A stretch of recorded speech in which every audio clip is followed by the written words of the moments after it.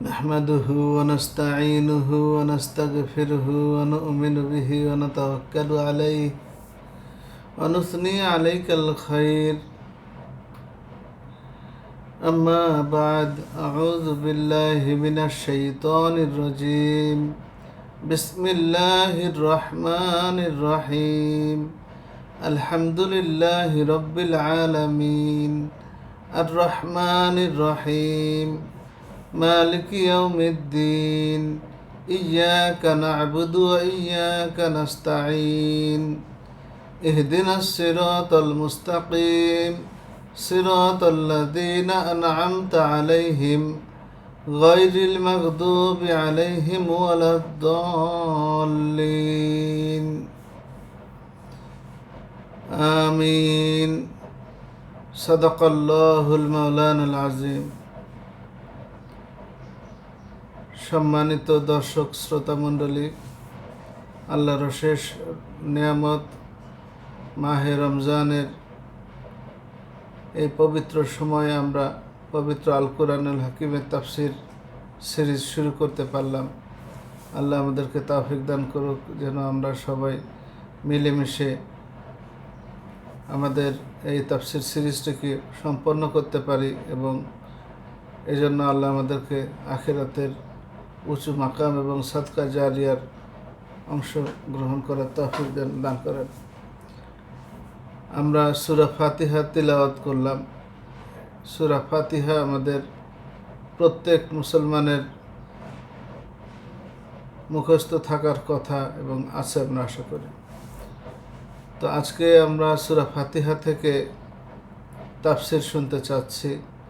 সূরা ফাতিহাকে সাবাতুল মাসানি বলা হয়, 7টি বিশেষ আয়াত যেটা দিয়ে পবিত্র আল কোরআনুল হাকিম শুরু করা হয়েছে। এই সূরাটাকে একটি বিশেষ ফজিলতপূর্ণ সূরা হিসেবে ইসলামী শরিয়াতে গণ্য করা হয়। এই সূরার এতই ফজিলত যে বলা হয় পবিত্র আল কোরআনুল কারীমের সম্পূর্ণ কিতাবে যা বলা আছে এই সূরা ফাতিহায় শুধু এই 7টি আয়াতে তাই বলা আছে। এটাকে আল কোরআনের নির্যাস বলা হয়, এই জন্য এটাকে বলা হয় উম্মুল কুরআন। সূরা ফাতিহার আরও কিছু নামও রয়েছে, যেমন সূরা আশ-শিফা। এই সূরা সর্বপ্রথম পরিপূর্ণ কোন সূরা যা নাজিল হয়েছে রাসূলুল্লাহ সাল্লাল্লাহু আলাইহি ওয়াসাল্লামের উপরে। সঙ্গত কারণে এটা মক্কি সূরা এবং মক্কার জীবনের সর্বপ্রথম পরিপূর্ণ সূরা সূরা আল ফাতিহা। ফাতিহা শব্দের অর্থ হলো মুখবন্ধ, সূচনা, অবতারণিকা, ওপেনিং ইত্যাদি। ফাতাহা ইয়াফতাহু অর্থ খোলা, সেখান থেকে ফাতিহাতুন ওয়াহিদ মুয়ান্নাস ইসমে ফাইল এর সিগা। এখান থেকে অর্থ আমরা করতে চাই চাবি বা যা দিয়ে খোলা হয়। একটি বাড়িতে প্রবেশ করতে গেলে যেমন তার দরজা থাকে এবং সেই দরজায় চাবি দিতে হয় তালা খোলার জন্য এবং তারপর প্রবেশ করতে হয়। তো সূরা ফাতিহা হলো আল কোরআন আল হাকিমের প্রবেশদ্বার এবং এটা হলো তার সূচনা, শুভ সূচনা। এই সূরাটি সারা পৃথিবীর মানুষকে একটি বিশেষ আহ্বানমূলক সূরা, যে আহ্বানে আমরা সারা পৃথিবীর মালিক, আসমান জমিন এর রব, কুল কায়নাতের মালিক মহান রব আল্লাহ রব্বুল ইজ্জত, তার সংক্ষিপ্ত অথচ পরিপূর্ণ পরিচয় তুলে ধরা হয়েছে এবং তার কাছে আবেদন নিবেদন করা হয়েছে। এজন্য এই সূরাটি অত্যন্ত গুরুত্বপূর্ণ দোয়া হিসেবেও আমরা ব্যবহার করতে পারি, করে থাকি। তো আমরা এ পর্যায়ে সরল অনুবাদের দিকে যাচ্ছি। প্রথমে বিসমিল্লাহির রহমানির রহিম। বিসমিল্লাহির রহমানির রহিমকে সূরা ফাতিহার প্রথম আয়াত হিসেবে গণ্য করা হয়। বিসমিল্লাহির রহমানির রহিম আলহামদুলিল্লাহি রব্বিল আলামিন। আমরা এ পর্যায়ে বিসমিল্লাহির রহমানির রহিমের অর্থ করব। বি ইসমি মানে নামের সাথে, আল্লাহি আল্লাহর মানে বিসমিল্লাহি মানে আল্লাহর নামের সাথে। এখানে একটা মাহজুফ ফেল রয়েছে, যেটাকে বলা হয় নাহুর ভাষায় আবদাউ আমি শুরু করতেছি, আকরাউ আমি পড়তেছি, আমি শুরু করতেছি, আমি পড়া শুরু করতেছি আল্লাহর নামে। আর রহমান ইর রহিম, এই আর রহমান এবং আর রহিম এই দুইটা হয়েছে আল্লাহ মাউসুফ, আর এই রহমান এবং রহিম দুইটা হলো সিফাত। তো রহমান হলো দয়ালু আর রহিম হলো দাতা। তো রহমান বলতে তা মুফাসসিরিন কিরাম বলেছেন যে পৃথিবীতে তাবৎ সৃষ্টি জগৎকে আল্লাহ রাব্বুল ইজ্জত কোনো শর্ত ছাড়াই তার রহমত প্রদান করে থাকেন, তাদের রিজিকের ব্যবস্থা করে থাকেন, তাদের সব ধরনের প্রয়োজন পূরণ করে থাকেন। এই কারণে সর্বব্যাপী শর্তহীন যে দান মহান রব্বুল আলামিন সবাইকে দিয়ে থাকছেন, এটাকে বলা হয় রহমান। আর রহিম, রহিম ওকানা লিল মুমিনিনা রহিমা, আল্লাহ রাব্বুল ইজ্জত পরকালে আখিরাতের জীবনে শুধুমাত্র মুসলমানদেরকে, ঈমানদারদেরকে জান্নাত নসিব করে দেবেন এবং সেই জান্নাতি বান্দাদেরকে আল্লাহ রাব্বুল ইজ্জত সব ধরনের নাজ নেয়ামত প্রদান করবেন। এই ক্ষেত্রে আল্লাহ রাব্বুল ইজ্জত হলেন রহিম। রহিম হলো বিশেষভাবে দানকারী, বিশেষভাবে দানশীল, শর্ত সাপেক্ষে। কী সে শর্ত? শর্ত হলো ঈমান আমল করে আখিরাতের হিসাব পার করে আল্লাহ রাব্বুল ইজ্জতের পক্ষ থেকে যখন জান্নাত প্রদান করা হবে, তখন তারা সবাই রহিম হিসেবে আল্লাহ রাব্বুল ইজ্জতকে পাবেন। এবার আমরা আসি পরবর্তী আয়াতে। আলহামদুলিল্লাহি রব্বিল আলামিন। আলহামদু আলিফলামকে বলা হয় আলিফলামে ইস্তেগরাকি, অর্থাৎ সমুদয়, সকল, টোটাল। এই যত প্রশংসা, আলহামদু যত হামদ বা প্রশংসা আছে, সব হামদ সব প্রশংসা লিল্লাহি আল্লাহর জন্য।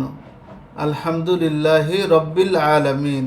এই রব্বিল আলামিন এখানে এই লিল্লাহির ভিতরে যে আল্লাহ রয়েছে, এই আল্লাহ শব্দের ভিতরে যে আল্লাহ শব্দকে মাউসুফ বলা হচ্ছে এবং রব্বিল আলামিন বলা হচ্ছে সিফাত। রব মানে পরিচালক, রব মানে সব ধরনের ব্যবস্থা করে দেয়া নেওয়ালা, যাকে ইংরেজিতে ম্যানেজার বলা যেতে পারে। আল্লাহ রাব্বুল ইজ্জত সব ধরনের প্রয়োজন আল্লাহ রাব্বুল ইজ্জত পূরণ করে থাকেন। এবং সে প্রয়োজন কার পূরণ করে থাকেন? টোটাল যতগুলো আলম আছে, আলম বলতে বর্তমান সময়ে পৃথিবীতে যত মানুষ বসবাস করছে তারা একটা জগৎ, আসমান জমিনে যত ফেরেশতামণ্ডলী আছে তারা একটা জগৎ, এইভাবে করে প্রাণীকুল একটি জগৎ, জড়কুল একটি জগৎ, এইভাবে অসংখ্য জগৎ রয়েছে। এবং এত জগৎ রয়েছে যে আমরা সব বিষয়ে ওয়াকিবহাল নই। আমাদের জ্ঞানের বাইরেও আসমান জমিনে অনেক সৃষ্টি রয়েছে, আল্লাহর এলেমে এগুলো রয়েছে। তো সব কিছু মিলিয়ে যত জগৎ রয়েছে, সব জগতের একচ্ছত্র অধিপতি, একচ্ছত্র রব, পালনেওয়ালা প্রভু কে? আল্লাহ রাব্বুল ইজ্জত। এবং সকল প্রশংসা তার জন্যই একান্তভাবে নিবদ্ধ। অন্য কেউ এই প্রশংসার, সামগ্রিক প্রশংসার দাবিদার হতে পারে না। তবে হ্যাঁ, হাদিস শরীফে আছে মাল্লাম ইয়াশকুরিন নাস লাম ইয়াশকুরিল্লাহ। যদি কোনো মানুষের কৃতজ্ঞতা প্রকাশ না করে, তাহলে সে আল্লাহরও কৃতজ্ঞতা প্রকাশ করে না। সামগ্রিকভাবে সকল প্রশংসা শুধুমাত্র আল্লাহর জন্য। তবে যদি কেউ আপনার কোনো উপকার করে থাকে, আপনার কোনো কাজে সহযোগিতা করে থাকে, তিনি অতটুকু প্রশংসা পেতে পারেন, কৃতজ্ঞতা পেতে পারেন। এবং তার জন্য আমাদের শরীয়তে দোয়ার ব্যবস্থা রয়েছে। শরীয়তের দোয়া হলো জাযাকাল্লাহ খায়ের, আল্লাহ আপনাকে উত্তম প্রতিদান দান করুক। এবং এই ব্যাপারে আমরা আরও একটু আগাইতে পারি, যেমন পিতামাতা সন্তানদেরকে লালন পালন করে এবং তাদেরকে বলা হয়েছে যে পিতামাতা যদি মারা যায় তোমরা দোয়া করো, রব্বির হামহুমা কামা রব্বায়ানি সগীরা, যে হে আমাদের প্রভু, আপনি আমাদের পিতামাতাদেরকে অত্যন্ত দয়াদ্রভাবে রাখুন, রহমতের আচ্ছাদনে রাখুন। রব্বির হামহুমা, হুমা মানে পিতামাতা দুইজন, কামা রব্বায়ানি সগীরা, যেভাবে তারা দুইজন আমাদেরকে ছোটকালে লালন পালন করেছে। এখানে রব্বায়ানি আমাকে লালন পালন করেছে, এখানেও রব শব্দটা ব্যবহার করা হয়েছে, অর্থাৎ পৃথিবীতে পিতামাতাকেও আল্লাহ রাব্বুল ইজ্জাত ওই রব শব্দটা দিয়েই সম্মানিত করেছেন। তো সকল প্রশংসা আল্লাহর জন্য, যিনি হলেন আসমান জমিনের রব। আর রহমানির রহিম, আর রহমানির রহিম শব্দটা আমরা ইতিপূর্বে বিসমিল্লাহর ক্ষেত্রে বলেছি, এখানেও আবার বলছি। দুনিয়াতে সব ধরনের সৃষ্টিকুলকে, সব ধরনের মানুষ, ইমানদার, ইমানবিহীন সব লোককেই আল্লাহ রাব্বুল ইজ্জাত এককভাবে সুযোগ সুবিধা দিয়ে তাদের প্রয়োজন পূরণ করে থাকেন। এই ক্ষেত্রে এটা হলো রহমান, যিনি দয়ালু। আর রহিম এটা হলো পরকালীন জীবনে মুমিনদের জন্য স্পেশালি আল্লাহ রাব্বুল ইজ্জাতের যে দয়া, সেই ক্ষেত্রে এ দুটো আল্লাহ রাব্বুল ইজ্জাতের গুণবাচক নাম হিসেবে রয়েছে। আর রহমানির রহিম, অর্থাৎ সকল প্রশংসা সেই আল্লাহর, যিনি হচ্ছেন সব আলমের রব্বুল আলমিন, সব ধরনের আলম, পৃথিবীর বাইরে যত আলম আছে সব আলমের রব, এবং তিনি রহমান এবং রহিম। বেশ, মালিক ইয়াউমিদ্দিন, তিনি তার আরও একটি পরিচয় এখানে প্রকাশিত করছেন, যে তিনি হলেন মালিক ইয়াউমিদ্দিন, ইয়াউমুদ্দিনের মালিক।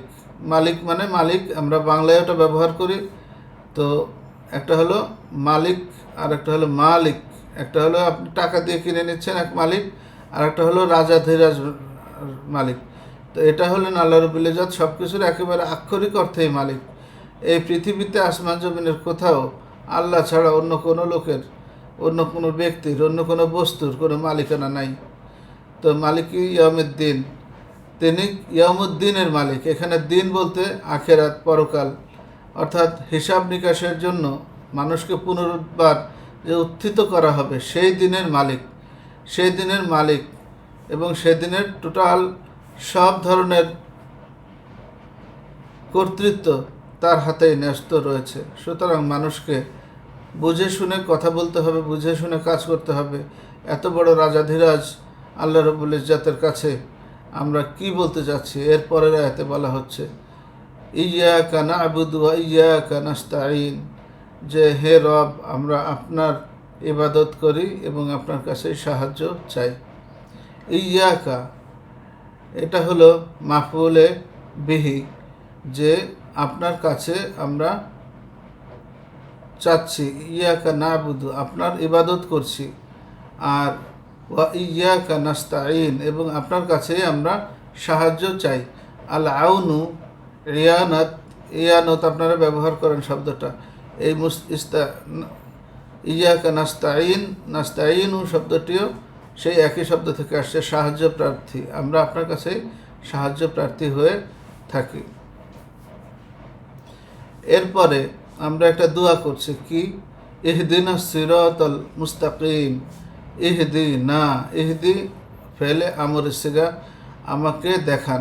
হেদায়েত শব্দ থেকে, হেদায়েত মাজদার থেকে শব্দটি এসেছে। ইহদি না, আমাদেরকে, মাফুলে বিহি, আমাদেরকে দেখান। ইহদি না আস-সিরাত আল মুস্তাকিম। আস-সিরাত মানে রাস্তা, পথ, পন্থা, উপায়। আল মুস্তাকিম প্রতিষ্ঠিত, সরল, সোজা, সুপ্রতিষ্ঠিত, মাঝামাঝি। মুস্তাকিম শব্দটার অর্থ, যে আমরা বলি না যে কিয়ামুল লাইল, একামতের দিন, এই একই কিয়াম, প্রতিষ্ঠিত, যেই সঠিক রাস্তা, প্রতিষ্ঠিত রাস্তাটি আমাদেরকে দেখান। আবার একই সাথে এটা সরল, সহজ, সোজা রাস্তা হিসাবেও বলা হয়। তো ইহদিনাস সিরাতাল মুস্তাকিম, সিরাতাল্লাযীনা আনআমতা আলাইহিম, এমন রাস্তা, এখানে রাস্তার একটু গুণ বর্ণনা করা হচ্ছে। সিরাত, এটা মুজাফ, আর মুজাফ ইলাইহি হলো আল্লাযীনা আনআমতা আলাইহিম, যাদের উপরে আপনি নিয়ামত প্রদান করেছেন। আল্লাযীনা মানে যাদেরকে তাদেরকে এভাবে আসে অর্থ।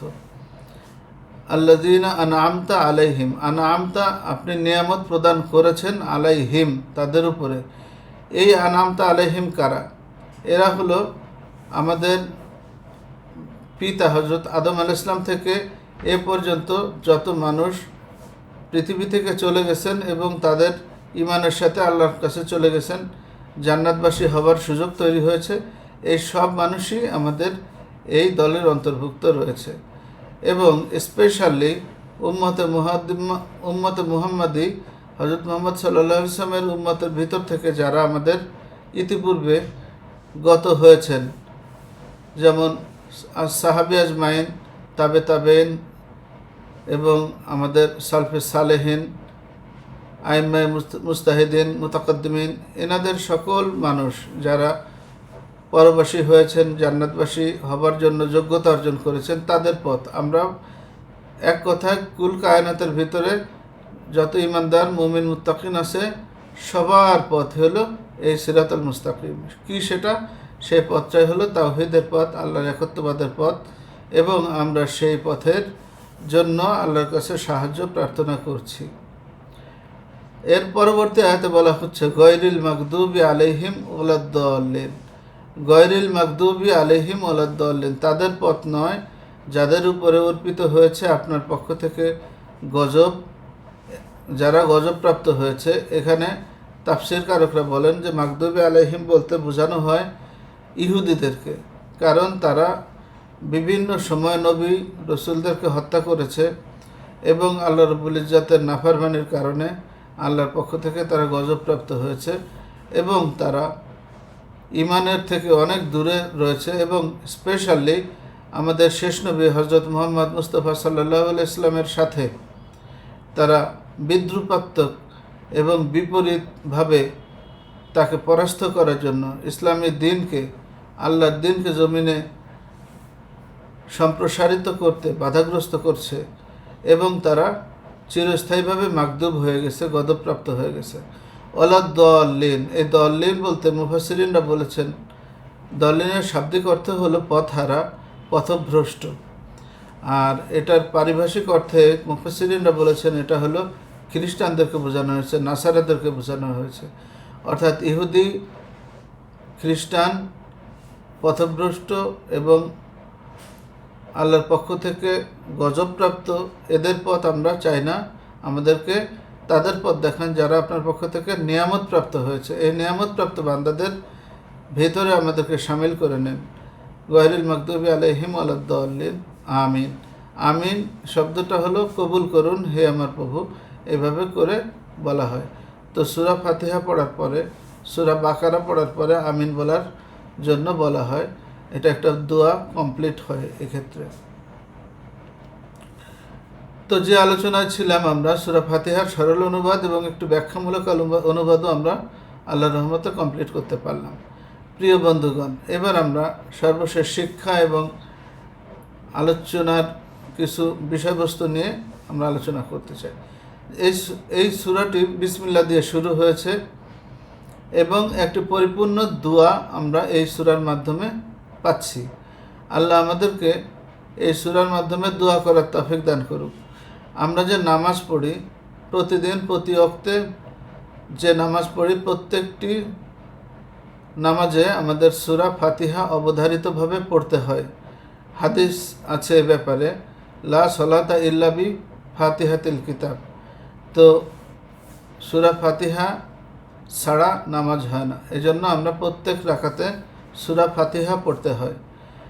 তো আমরা জানলাম যে বিসমিল্লাহ শরীফ দিয়ে শুরু করা হয়। পবিত্র কুরআনুল কারীম সূরা ফাতিহা বিসমিল্লাহ দিয়ে শুরু হয়েছে। প্রত্যেকটি কাজে বরকতের জন্য আল্লাহ রাব্বুল ইজ্জত আমাদের এই বিসমিল্লাহ পড়ার জন্য উৎসাহিত করেছেন। রাসূল সাল্লাল্লাহু আলাইহি ওয়াসাল্লাম বলেছেন যে তোমরা যাই করো বিসমিল্লাহ বলে শুরু করো। বিসমিল্লাহ আমাদের অনেক বরকত নিহিত আছে, বিসমিল্লাহর অনেক ফজিলত রয়েছে। আপনি যে কোনো কাজ বিসমিল্লাহ বলে করলে আপনি তার ভিতরে বরকত অবশ্যই পাবেন, আল্লাহর রহমত, আল্লাহর রাজি খুশি সেখানে থাকবে। তো আমরা আজকে বিসমিল্লাহ বলে আমাদের তাফসির শুরু করলাম। আল্লাহ আমাদেরকে তৌফিক দান করুক যেন আমরা কন্টিনিউ প্রতিদিন অথবা অন্তত সপ্তাহে 2-3 দিন বা ম্যাক্সিমাম 5 দিন 7 দিন পর্যন্ত আমরা যেন নিয়মিত তাফসির করতে পারি। আপনাদের প্রতি আমাদের আহ্বান থাকবে যে আপনি আমাদের চ্যানেলটাকে সাবস্ক্রাইব করে রাখুন এবং নিয়মিত আমাদের তাফসির ক্লাসে অংশগ্রহণ করুন। আমরা একটু ব্যাখ্যা বিশ্লেষণমূলক আলোচনা করব, যাতে আপনারা যারা আরবি শিক্ষিত রয়েছেন তাদের আরবি শেখার কাজটাও এখান থেকে হয়ে যায়। আমরা শাব্দিক বিশ্লেষণ বা তাহকিক এবং তারকিব এ দুটোকেও অন্তর্ভুক্ত করব। আর যারা সাধারণ শিক্ষায় শিক্ষিত রয়েছেন আমরা আশা করি যে আপনারাও যথার্থভাবে উপকৃত হবেন ইনশাআল্লাহ। তো সূরা ফাতিহা থেকে কি শিক্ষা আমরা পাই? প্রথমত শিক্ষা হলো আমরা আমাদের প্রভুর পরিচয় পাই। কোন সে প্রভু? যে প্রভুর নাম হলো আল্লাহ এবং তার সিফাত হলো রহমান রহিম এবং তার পরিচয় হলো তিনি হাসরের দিনের মালিক, কিয়ামতের দিনের মালিক এবং তিনি মালিক ইয়াউমিদ্দিন। তো আমরা বুঝতেই পারলাম আমরা তার কাছে কি চাই, কি আমাদের বক্তব্য। আমরা তাকে বলতে চাই, হে প্রভু, আমরা আপনার ইবাদত করি এবং আপনার কাছে সাহায্য চাই। কি সাহায্য চাই?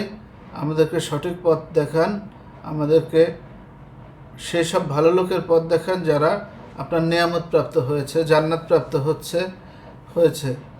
আর সেসব লোকের পথ নয় যারা গজবে নিপতিত হয়েছে অথবা যারা পথ হারিয়েছে। তো আমরা আমাদের জীবনে যদি শুধু এটুকু যা চেয়েছি সেটুকু যদি পাই তাহলে আমাদের কিন্তু ধন্য। এই পৃথিবীতে আপনার আমার সকলেরই একটা নির্দিষ্ট হায়াত রয়েছে। এই হায়াতের মধ্যে যতটুকু ভালো কাজ করা যাবে আখেরাতে সেই জিনিসটিই আমরা পেয়ে যাব। মালিক ইয়াউমিদ্দিন, এই ইয়াউমিদ্দিনের মালিকের কাছে আমরা সেটার প্রতিদান হিসেবে পেয়ে যাব। এবং সঠিক রাস্তায় যদি আমরা থাকি তাহলে আমরা অবশ্যই নিয়ামত প্রাপ্ত বান্দাদের অন্তর্ভুক্ত হব, আমরাও নিয়ামত পাব। তাহলে আমরা যে কোনো কাজ করার শুরুতে বিসমিল্লাহ বলবো এবং আমরা সূরা ফাতিহা একটা দোয়া, আমরা এই দোয়াকে যথার্থভাবে কাজে লাগাবো। যে কোনো বিপদ আপদে আমরা এই দোয়াটিকে ব্যবহার করতে পারি। আল্লাহ আমাদের সকলকে তৌফিক দান করুক। আমাতুবিল্লাহ। আসসালামু আলাইকুম ওয়া রাহমাতুল্লাহ।